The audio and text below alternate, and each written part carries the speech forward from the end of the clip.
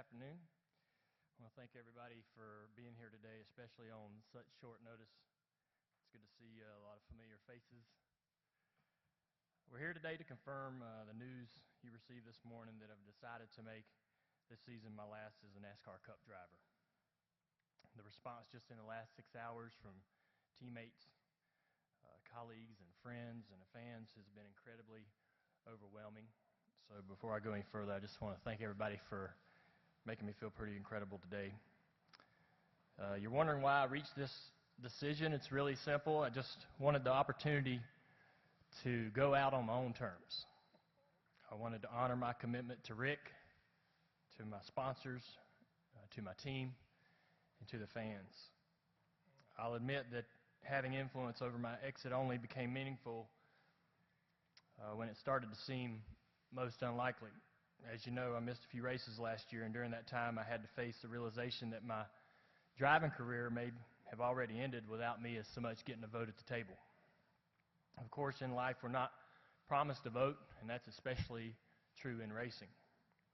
But during my rehab, I was given something else that I wasn't accustomed to, and that was time. Time to understand what's important to me. Time to realize the incredible support system I have in my wife, my team, and my doctors, and time to work like hell to wrestle back some semblance of say-so in this whole matter. And so that became my motivation, the opportunity to stand here at this podium to announce my choice rather than some fate that was decided for me. In that regard, the race car wasn't my goal. It was merely the vehicle that got me here today. Now, planning my exit this way gives me the chance to publicly thank those who made the last 18 years possible. First and foremost, Rick Hendrick. Without a shadow of a doubt, I think the toughest thing about this decision was having to tell you. I just didn't want to disappoint you. You mean so much to me. And so on March 29th, I drove over and had the conversation with him, and his response, he told me he loved me. Becoming a bigger part of your life has changed mine forever. You gave me guidance and direction that will reward me for as long as I live. My wife, Amy, most of you have been around long enough to know what I was like before I met Amy. Not a day goes by that someone doesn't remind me of the incredible positive impact she's had on me.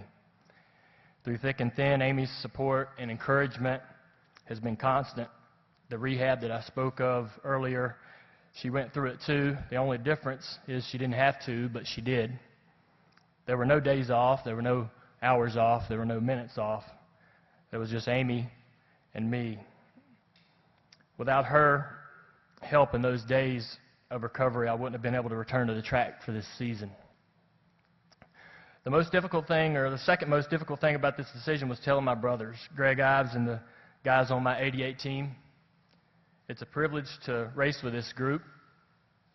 Greg is one of the most talented, yet humble guys in the garage. We are very close, and I appreciate the sacrifices that he and his family have made for the good of our team. From my road crew to the pit crew to all the people in the 4888 shop, I'm a better driver and a better person from my time with you guys. You've helped me mature and grow well beyond the racetrack. We love to work together, and I look forward to every single trip we have left on the schedule this season. Kelly Earnhardt Miller, I think if I were to sum up Kelly's life in one word, it'd be sacrifice. Y'all know the stories, and they're all true. She dropped out of one school to enroll in military school, where I was, because she was worried about me. She came to work for me even though it meant she'd have to take a massive pay cut, but she knew that I needed her. She didn't think twice about it. She made it her life mission to have my back. I'm telling you today, Kelly, how much I appreciate that. Brenda Jackson, my mother, she loves me through my good races and my bad races, but what makes her uniquely my own is she definitely is going to tell me when it was a bad race. Everybody deserves to have someone in their life that you never have to wonder, and with my mother, I never have to wonder. To my father, Dale Earnhardt, I would have not been a race car driver If it not for him, he believed in me. It might have taken a little encouragement from Tony Uri Sr., but Dad came around. I appreciate my father, everything he put into my career, and all the guys on the old AC Delco team who gave me a shot. To all the team members and co-workers that I've worked with, I've only driven for 2 teams in my career. From DEI to Hendrick Motorsports, I was blessed to work with the most talented group of mechanics, body men, chassis builders, engine builders, and so on. As I matured personally, the bonds I formulated with my team became so very important to me. They weren't just co-workers, they were friends. We cared for each other. We could fight like brothers, which me and Tony Jr. so often did. But I needed them, and I so badly wanted them to need me. I miss that camaraderie, and I'll miss it for the rest of my life, but the friendships that I've made will live beyond the time it was spent in the garage together. To my fans, one thing that has made this career the incredible ride that it's been is Junior Nation. The fan support that I received straight out of the gate was in large part because of my famous last name. But throughout the ups and downs, it occurred to me that the fans that stuck it out and the new ones that joined us, they were there because of the person I was and not who they wanted me to be. By the end of my career, thanks in large part to social media, I've really gained a new appreciation for their dedication, their enthusiasm when we succeed, and their encouragement when we fall short of our goals. I don't think that anything in my professional career has meant more to me than the treatment that I've received from track to track by the fans that so dearly love our sport. To our sponsors, this wouldn't be an official NASCAR event unless we fired off some sponsor appreciation. So in the beginning of my Cup career, there was Budweiser. They sent me on a trajectory that was unprecedented. Steve Uline, Tony Ponturo, and their team of people, wherever you are today, thank you so much for taking that big leap of faith with me. I want to recognize PepsiCo and National Guard for their role in my move to Hendrick Motorsports. They were the ones that got the 88 program off the ground, and to this day I continue to enjoy a partnership with Pepsi and Mountain Dew. Charlie Shaver, Jim Hughes, and William Sturgill with Exalta, you guys have accepted me as your own. You're building an incredible legacy here at Hendrick Motorsports. You're fully invested into the 88 team. And you've helped me take our Dirty Mo Media from a vision to reality. For all those things, I'm very appreciative. Steve Rasmussen, Terrence Williams, and Jim McCoy, all the folks at Nationwide, our partnership dates back a really long time. Maybe you guys have heard it, but the Earnhardt family has been with Nationwide for more than 30 years. But what I'm proud of more is that we've accomplished a lot in the last 10. I hope you guys are as proud as I am. And by the way, Jim, I know you're here in the room. I'm just going to say what everyone else here in the room is thinking. Your brilliant use of the retired Peyton Manning is to be commended, if not replicated. To Jim Campbell and Terry Dolan, it's an honor to carry that Chevrolet bow tie on my cars. And I don't just mean that on the racetrack. I'm Chevrolet for life. I've been fortunate enough to have many other partners invest in my career, and I look forward to talking to them over the next several months, and I hope that you feel I did a great job for you, and I want you to know that our work's not finished. I also want to thank NASCAR for giving me and a whole lot of other fortunate people a place to race. I've never taken that for granted. Thanks to the France family for your support, and thank you to Mike Hilton, who has given me tons of personal advice. He's always shot me straight, and he's been a tremendous role model for me. The sport is in a great place with incredible, exciting young talent emerging as we speak. I look forward to seeing what the future and current stars in the sport can accomplish in the years to come. In closing, I am eager to explore new opportunities. I don't see myself really detaching from NASCAR. My intention is still to be involved in the sport on some level. In fact, I still have 2 Xfinity races to run for Junior Motorsports in 2018, so even after this season is over, you've not seen the last of me on the racetrack. But more than that, I want to be a part of the future of this sport for many, many years to come. Thank you very much.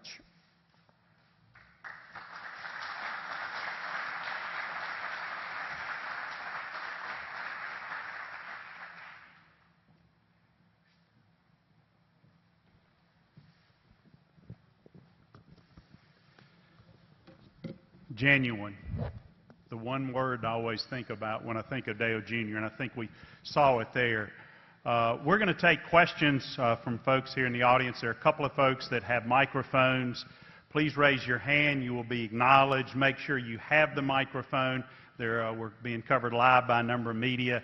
But before we do that, Mr. H.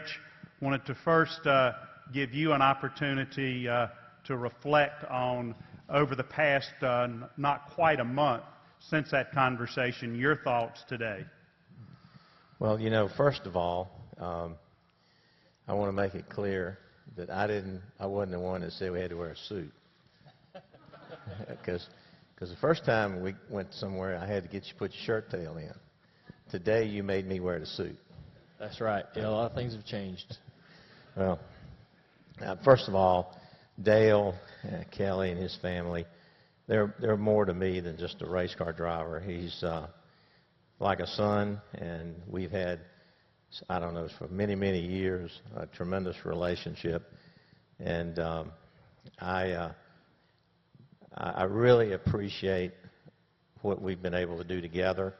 And I appreciate the kind of guy you are and what you've done for the sport, for NASCAR, for me personally, our company, the sponsors, and everyone. And to the person that I've talked to in the last few days, sponsors, all of our partners, the first thing they've said, we want what Dale wants. We want what's best for Dale. And you have delivered and given more than anybody I know. And I'm fortunate today because you and I've got a lot left to do. Dale wants to help me here at Motorsports. There's JRM bringing the young drivers along. And we're in the automobile business together. So I feel like I'm excited about the next chapter. And you deserve everything, all the awards, and all of the accolades. There'll never be another Dale Earnhardt Jr. You're the one. But I'm just super excited and very appreciative of what you've done, for what you meant to me personally, and what you've done for our company, but most of all, what you mean in my life. Well, we'll take questions now from the audience. We'll start over here with Bob, and then Jim behind him, and then we'll go over here to Doug, and then we'll get to as many questions as we can. Bob Pockris, ESPN. For Dale, retirement decisions often come down to health, passion, or ability. Do you feel any of those are the primary reasons for this decision?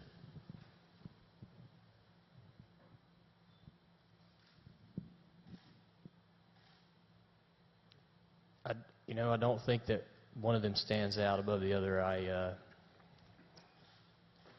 had a lot to think about over the last several months, and I was not sure that I would have the opportunity to compete. This season has been a blessing to me. It's been a gift to be at the racetrack, to run every lap. I don't remember myself ever being so excited for practice. On Friday and Saturday, getting up at 8:30 in the morning. Not 18 months ago, I was on Twitter complaining about 8:30 practices, and I can't wait to get to them now. I just want to have, I wanted to be able to make that decision myself on retiring and not really have it made for me. But I feel healthy. I'm having a really good time driving the cars and enjoying that with my team. And we spoke this morning, and that was the real message, really, was that we feel competitive. We feel like we can go out there and do well. We've had some odd luck, but when the luck's been there, the results have been there and the speed's been there in the car. So I'm excited about the races that I have left. And again, it's like the practices in the mornings that I get so excited for. We complain about the season and how long it is. Well, this one here can drag on for a while if it's all right. Okay, Jim, and then we'll go over here to Doug, and then we'll come to Claire. Jim Utter, Motorsport.com. Dale, when you sat down with a few of us back at Speed Weeks, you said that you had not that you were going to take the first couple months of the season before you decided whether you would sign a contract extension. You said earlier that you first spoke to Rick about it on March 29th, so that's probably about a month's worth of time. Were you relatively quick into deciding that you were going to make this decision into the new year? I made it just shortly before I talked to Rick and let him know my decision. So it was, I mean, obviously, I think every driver, you know, thinks about retirement and how they want that, you know, what they think that looks like for them as they get to a certain age. But I wasn't, you know, I wasn't really thinking about that too much over until the last couple of years. And once I started to realize how delicate things are and how quickly that can be made for you, it's something I had to start thinking about quite seriously. But yeah, as soon as I got my mind made up, I got in touch with Rick and told him that I had made my decision and that we should sit down and discuss. Okay, Doug. Doug Rice, Performance Racing Network. Dale, you're sitting beside one of the most successful car owners in the history of motorsports. Should we be shocked somewhere down the line if you and Kelly decide to evolve Junior Motorsports into a cup-level team? Is that part of your scenario? Kelly's shaking her head no over here, so I'm going to have to we'll go with that. I'll be honest with you. You know, I've often admired the work that it takes and the commitment that it takes. Having been close to my family's business and obviously very close to Rick, I get to see just how much effort it takes that goes into it. Not only does Rick have to manage all of his automotive industry and empire, but this is a full-time job on itself. And I tell him all the time that he's old enough to start relaxing a little bit, but he won't listen. So he loves to win. He'd rather be in Victory Lane than fishing off the back of his boat, just barely. But that's how he is. And I really enjoy being in the Xfinity Series. There's a reward that I get of helping people achieve their goals and get to the next level. Luckily, with our relationship with Rick, we've been able to accelerate that and make some great things happen for a lot of people, whether it be drivers, crew chiefs, aspiring crew chiefs. That's really so rewarding to me. That's even greater than the wins, is to see somebody get a job somewhere on a cup level, get an opportunity to step up. I feel like that we're doing it right if we're giving people that platform, that springboard. I don't know if you can replicate that anywhere else. I really enjoy that. We'll do Claire and Tom, back to Lewis and Jeff. Claire B. Lang, Sirius XM NASCAR Radio. I wonder if part of this takes pressure off you, that you knew this decision was coming, and a lot of people are debating publicly, you know, was this really hard on him? Was he doing it because he felt the pressure to stay or to leave?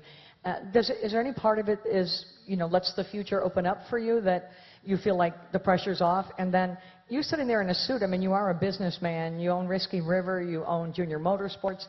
Would you like to, be on the business side of things more, and do you see that for your future? Well, I definitely, my heart loves being in the car. I love driving, and I enjoy it as much as I ever have.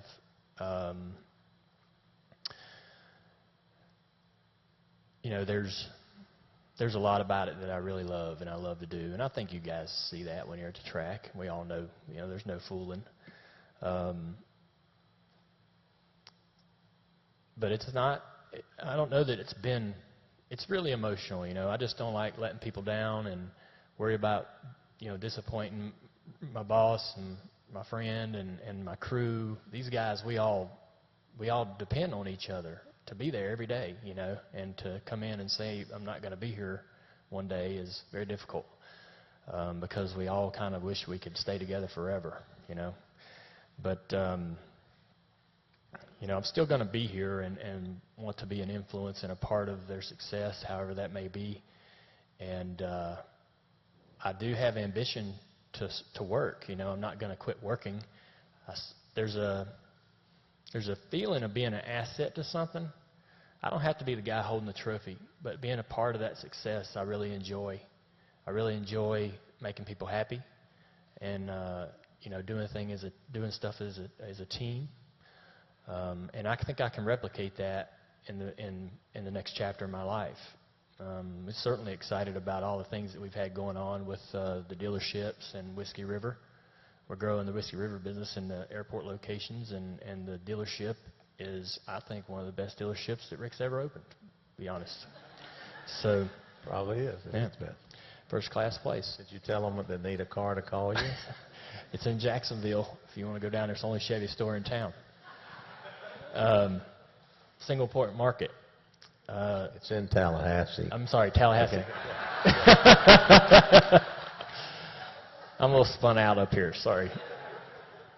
But anyways, I'm really excited about all those opportunities and being a bigger part of that. If they're going to succeed, I'm definitely going to have to be involved and be a part of that. So, that's and I've made 2 or 3 trips a year down to the dealership, and we certainly have been a big part of the Whiskey River brand since we opened it. And I can be more involved in that stuff, but it's not going to succeed without my involvement. I know that, so I got to be dedicated to it. We'll go Tom, Lewis, Jeff. We'll get to everybody. Tom. Mike Embry, USA Today. Dale, this season hasn't started probably like you would like it to have started. If you had a win or 2 by now, would that have delayed this decision, you think? Yeah, that's pretty hypothetical. I don't know. I think that, I do love winning races, but it isn't the priority as far as, it's not the one thing that I enjoy the most. The one thing that I enjoy the most about racing is my relationships with my team. My friendships with those guys and working with them. Now, when it goes right, we win races, we celebrate together, and that's awesome. But the friendships are much more important to me. Winning races is not that much fun when you don't enjoy who you're doing it with.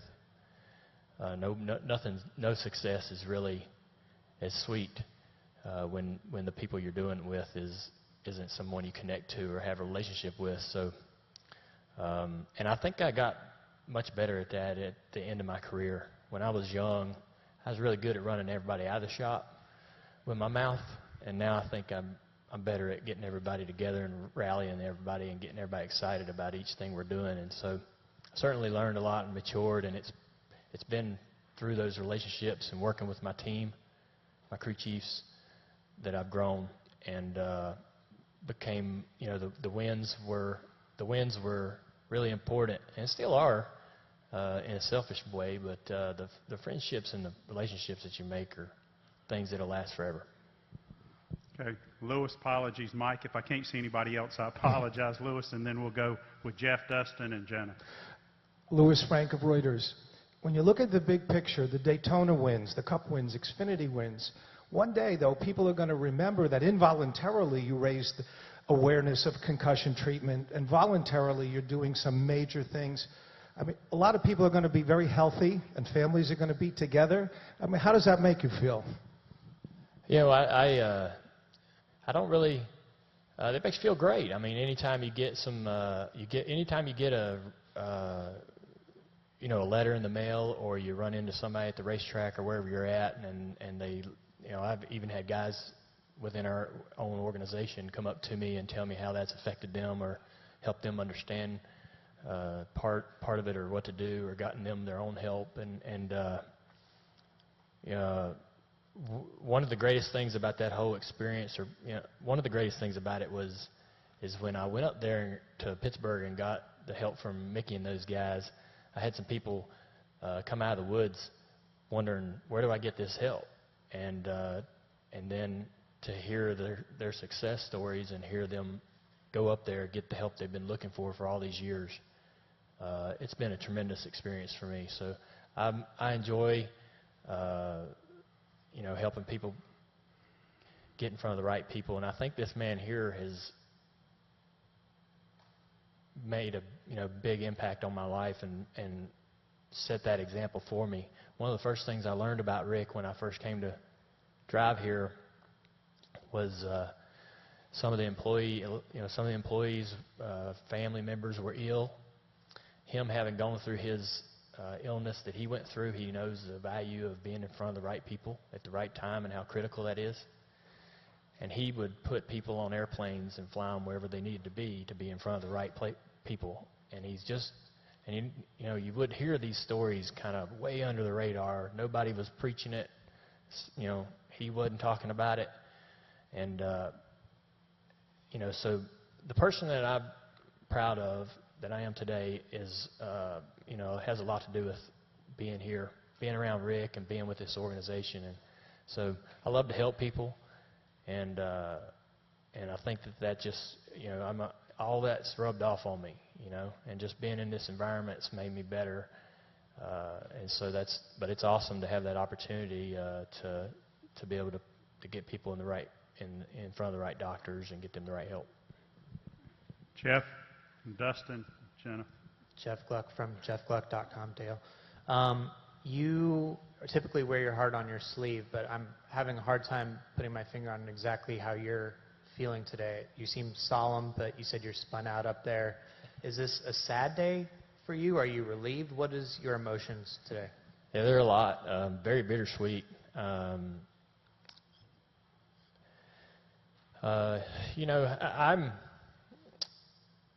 It seems like I've told you guys this so many times, and so I hate to kind of rehash it over and over, but when my dad was doing so well, and there were a couple guys coming into the sport that were sons, it was difficult for them to replicate their dad's success.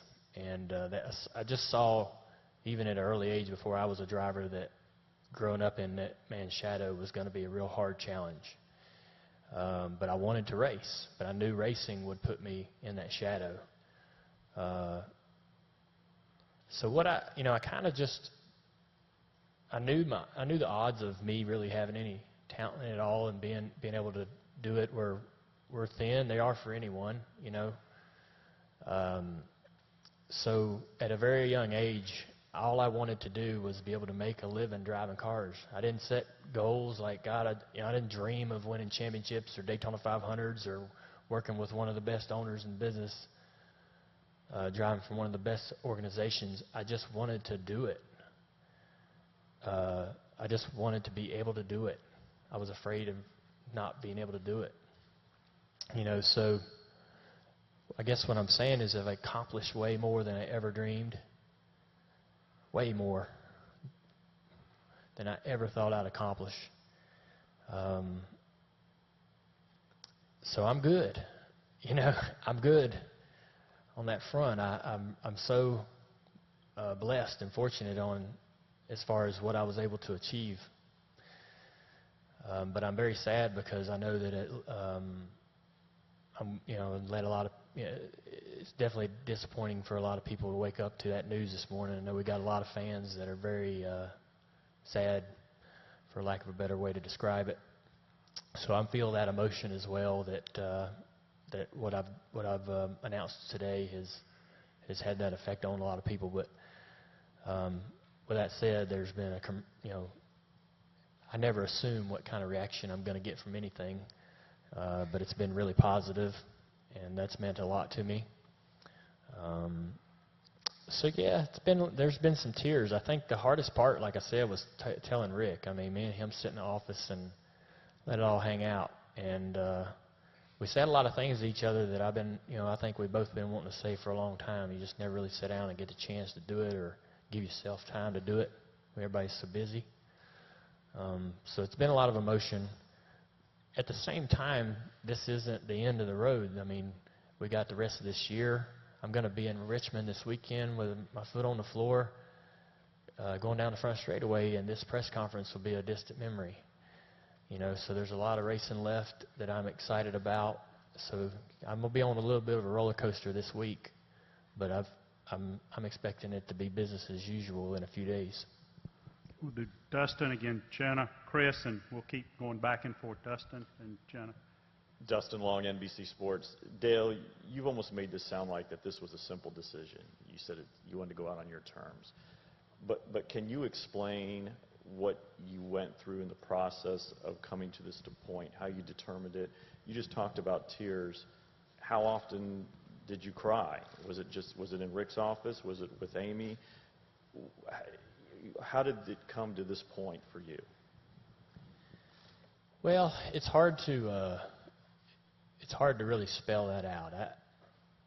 Going through what we went through last year was a challenge. I felt, I was pretty sick at one point. Didn't think that I was going to get to race, and none of us were very confident that we were going to get to race again. I could tell that was a very difficult thing for Rick, and I knew it was not a very good situation for my team to be in. Even though they did a great job with their substitutes and finished out the season really strong, it was really hard to watch all that happen, knowing that that I had an effect on all that and felt a little bit responsible for it. But they picked up and got through it. They've done it before. This isn't uncharted territory for Rick at all. But and I don't think we went going through that process. There was just a lot of ups and downs, and I knew when I got healthy that I'd want to get back in the car. And once I started feeling like I got to race again, talking to my docs, what do you think? I really kind of want to do this. It became about going to Rick and saying I really want to honor my contract, and I want to come back for me to know that I did it and got healthy again. I want to make this decision on my own and not have it made for me. And so it's just a really long period of time and a lot of emotion in that period. You think you're out of the car, there's crying at that point. You get healthy, you're excited. I'm excited to be back in the car now and happy. But it's a bit of sadness to make the decision to retire, but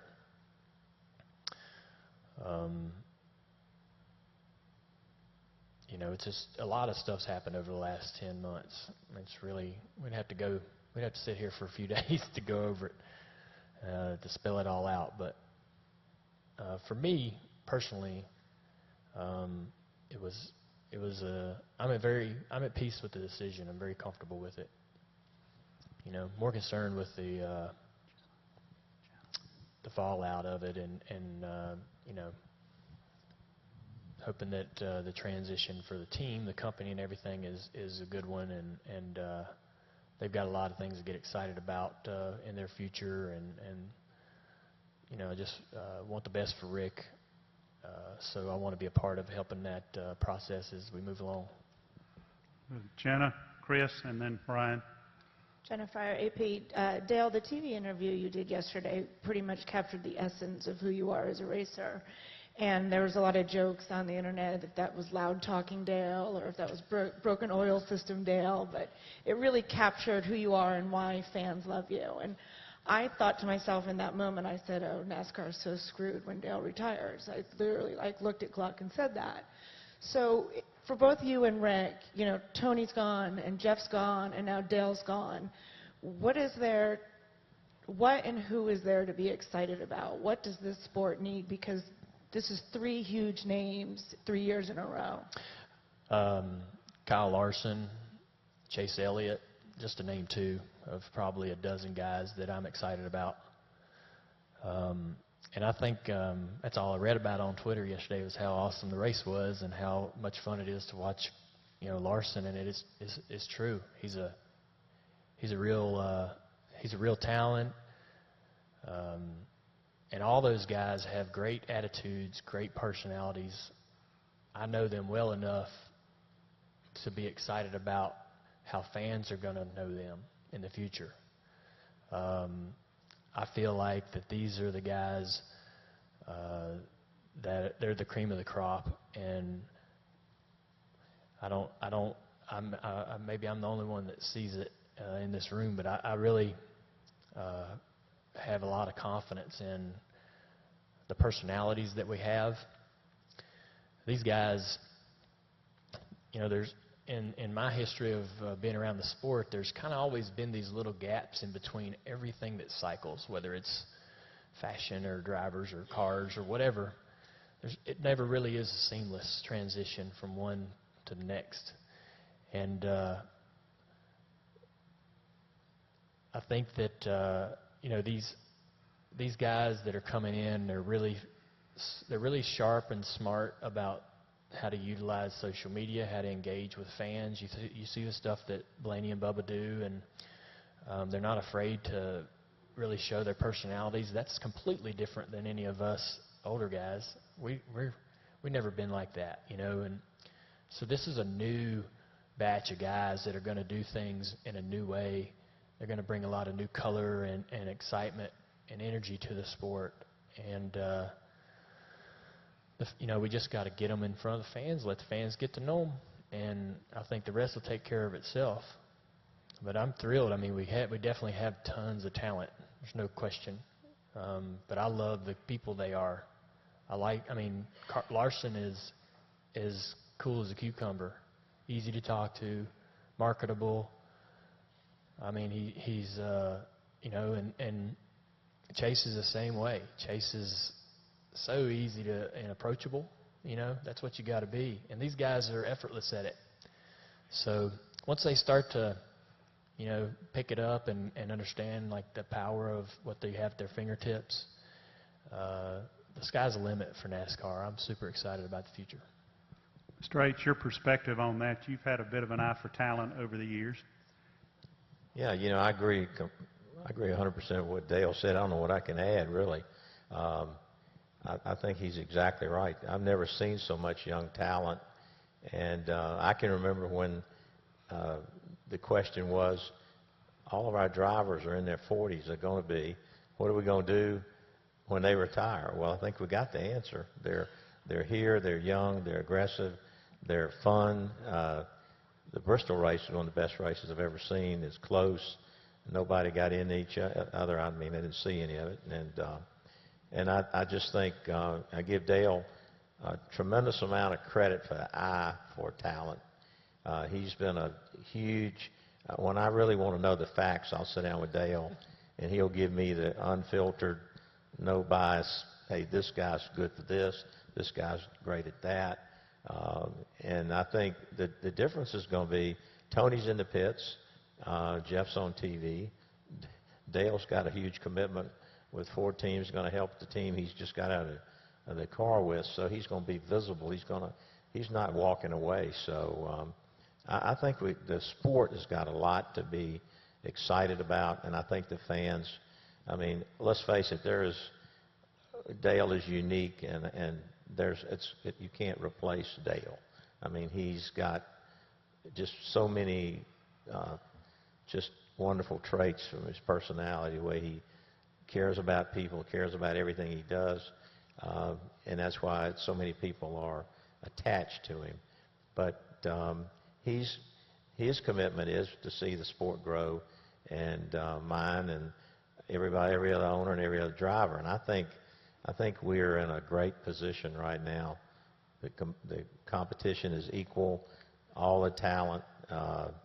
So again, I'm excited about the second chapter in his life, because we're going to do a lot of it together. But he also is going to still be in and around and visible in the sport, and help tap these young guys on the shoulder and really tutor them and tell them, what they're doing wrong, what they could do better, how to, because he's been through all those cycles of life. No one in the garage could be any better than Dale Earnhardt to mentor these guys, because he's been through all the different stages, and every one of them look up to him. So, I think we're in a good place. I'm excited about the future, and looking forward to, again, him helping me in a lot of different areas working together. So it's going to be neat. Chris, Brian, and Jerry, and then back to Steve. Chris Fence.com. Dale, if the Cup season was shorter by 6 to 10 races, will we still be sitting here today? I don't know. You know, I mean, it's another hypothetical question. I don't think that's ever going to be a reality. I think that the train's running down the track, and it's just getting up steam, and there's no way to slow it down. I don't think some of the drivers might want to cut a few races off the schedule, but I don't ever see that happen. Like I said, I kind of want this season to drag just a little, just so we make sure we get everything we can out of it. You know, I don't know. You know, I don't know any different, you know, than what I've been doing. And you know, we get out of the car for, you know, a couple months, month of December and January, and we talk about, you know, man, that's a long season. But by the time we're done with Vegas, all of us are ready to drive something. Any of them drivers, even though they're glad to be off, would love to strap in one and just go race somewhere. And it don't last long for that, the feeling that you need some time off. It doesn't last very long. You're ready to get back at it, and I think it's, you know, it's part of the competition and the competitor inside you, but it's also because we're all a family.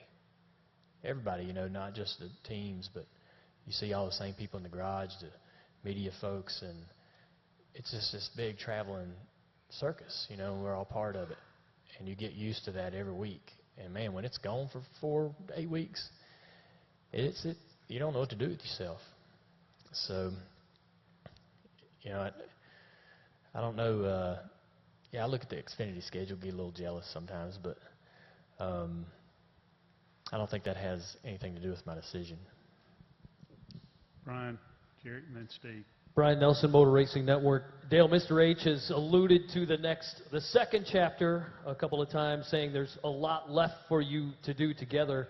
I kind of gathered that most of that's going to be focused around driver development. So with all of the factors that go into that, from handling the media to the grueling schedules to getting behind the wheel and actually, you know, winning, what about who you are will make you effective at bringing those guys along? You know, I've worked with all the guys that we've had over at Junior Motorsports, and you know, you just kind of step in there whenever you think that there's a time and a place. So a lot of guys learn from their own mistakes, and if you can just kind of watch them from a very short distance, especially when you're the owner of a car, you keep a very short distance. But you kind of,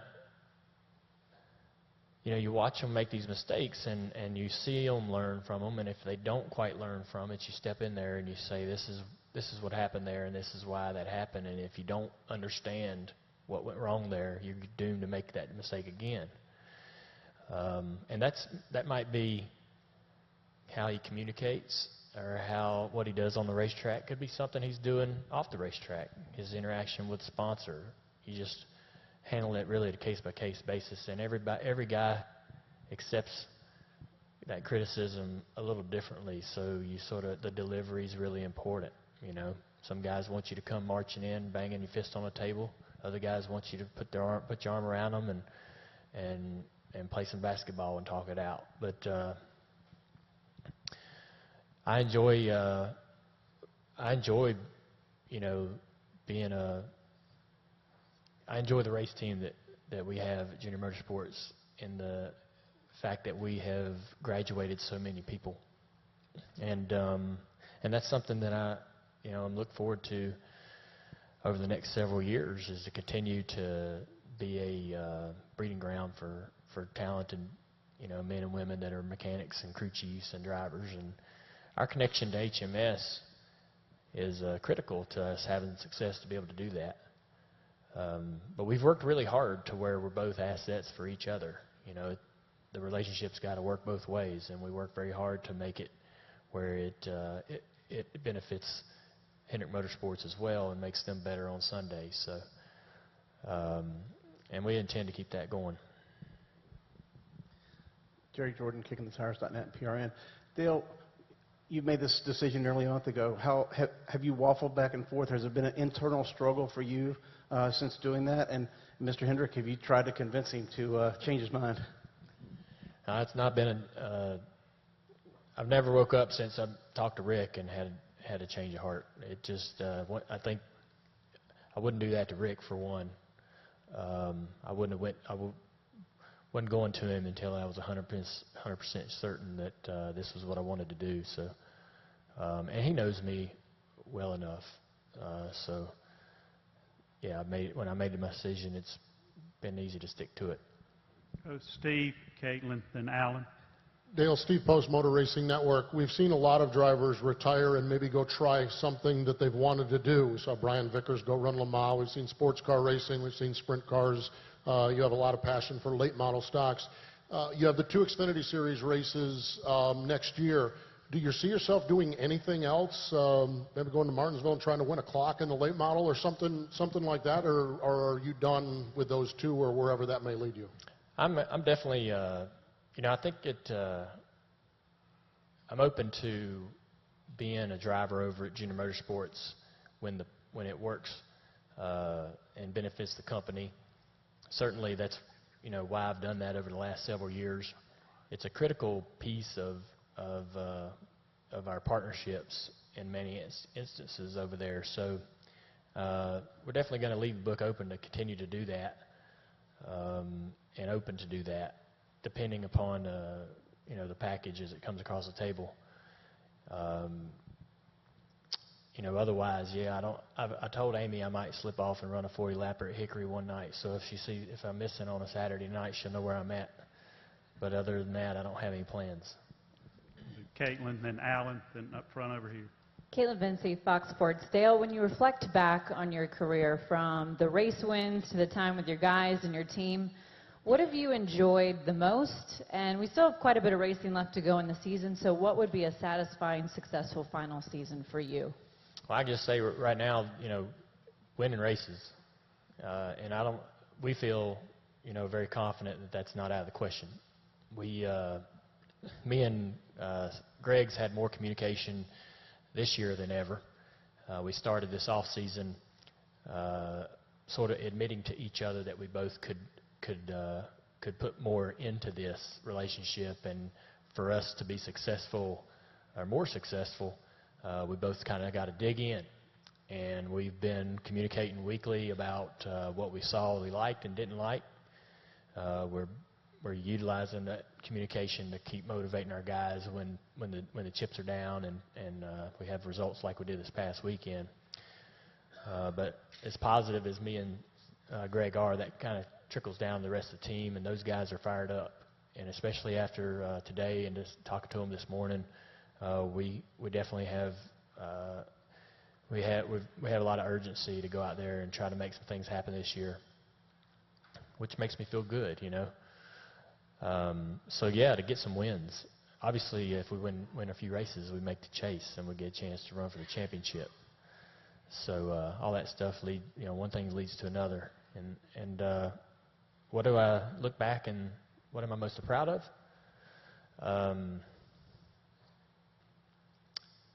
Coming out of the gate and winning them 2 Xfinity championships was blew me away. I never, I'd ran 159 late model races and only won 4. I didn't think I was going to get a job. I thought in '97, Dad came up to me and Kelly and said, your late model funds have dried up. And I ran about 7 late model races that year and didn't have anything else going on. I was struggling really to figure out what my next step was. I called up James Finch and begged him to let me drive his car, and he turned me down. I still give him crap about that today. But it was, believe it or not, it's hard. I know a lot of you guys weren't around, some of you were, but there was a point around '96, '97 where it just about didn't happen. So going in there and winning those two championships and winning those a little more than a dozen races in a couple years was incredible. You know, I was just shocked at everything we did every week. And to be doing it with Tony Jr. and Tony Sr., my family, Uncle Danny, to be doing it with my dad's family team was, you know, just so fun. And then one of the other things is coming back from our injury in 2012 and winning the Daytona 500 with Rick. We won, you know, we swept the Pocono races, which was really cool. But winning the Daytona 500, you know, I always kind of wanted to leave some kind of mark here. Jimmy Johnson's got them all over the place. He's marking up this joint left and right. Great teammate. But yeah, I wanted to leave some kind of mark that somebody would know I was here. And when we won the Daytona 500, that made me feel good about, you know, my impression on the company. And it's always fun to win with Rick because, like I said, that's what he loves the most. Alan, and then over here, and then back to Chuck. Alan Cavana, Fox Sports. Whether it's fair or not, a lot of people do associate the health of the sport with Dale Jr. and what he's doing and how he's doing. Did any of that weigh on you in making this decision? No, I can't. You know, I just have to make the decision that I'm happy with. And you know, we certainly want to. You know, it's a tough thing to have to tell people, and it certainly was challenging. You know, expressing to my family and very close friends what my decision was. But I have to make the one that I want to make, and the one that that I'm comfortable with living with. So that's what I did. Here, and then Chuck, and here in the middle. Dale McFadden with NBC Sports. This is for Rick. You've known for a month now about Dale's decision. Have any plans been set in motion about what will be done with the number 88 come next Speed Weeks in Daytona? No, not. We've got a lot of people to consider partners, like our sponsors, and we've just been talking to them. And you know, priority one is to get everything prepared, get the day over with, and then we'll take time to decide what we do there. Chuck. Chuck Howard, Fox 46. Dale, can you talk a little bit about your relationship with Kelly and knowing you've got her by your side, how important knowing that you're working with her side by side made this decision easier looking towards the future? I got to give not just Kelly a lot of credit, but my whole team, everybody at Junior Motorsports, Rick and Jesse and his whole group for helping make this decision a lot easier. Obviously, my wife Amy has been, you know, she's present every minute of the whole deal. So there's been a lot of folks that have been part of this discussion over the last month. And, you know, Kelly is certainly, like I say, she's sacrificed so much to help me keep my business affairs in order and you know, running, not only being my general manager, but handling Junior Motorsports, our licensing arm and marketing arm, and so many things. She's been super supportive. Mom was great. I thought Mom would be so upset, but she was a real trooper. My Uncle Danny, he was probably the one in the family that was the most upset with me. He just loves watching us race so much. And but anyways, it's been a big group of guys. Mike Davis is a big part of it. So Tyler Overstreet and everybody involved. It's been a group effort to organize this and you know, letting the right people know, having the right conversations, plan it properly, and also, you know, to move forward and to be productive moving forward we got a lot of work to do. It's going to be a lot of fun. Good.